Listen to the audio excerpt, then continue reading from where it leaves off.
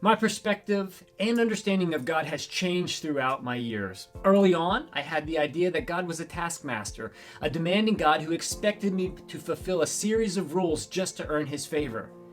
Then, as I got a little bit older, my understanding changed to something more along the lines of a vengeful God. That was my perspective. One where he's just waiting for me to step out of line and then zap, it'll make me pay. Which, of course, led to the place where I just threw my hands up and said, forget it, there is no God. I mean, who would want to be a part of that anyway?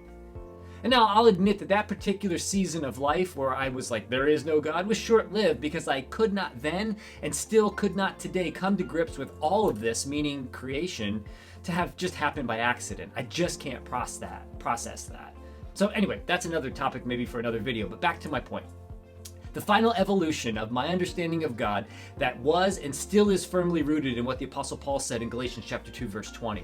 And that's this: I have been crucified with Christ, and I no longer live, but Christ lives in me. The life I live in the body, I live by faith in the Son of God who loved me and gave himself for me. We discussed that in the last video, that's where Paul roots his identity, that he died so that Christ may live fully in him and through him. And ultimately, that is life. The piece of understanding of who God is and what he is now my understanding, and it's built upon Paul's declaration, very simply put, that God loves him and he loves me. That's a life-changing reality. I mean, you think about it, that God loves you and God loves me. What that does is that shapes the way you approach life. I mean, think about it this way. If my perspective is God is angry, vengeful, or demanding, or a taskmaster, that's going to shape or at least taint the way I live my life.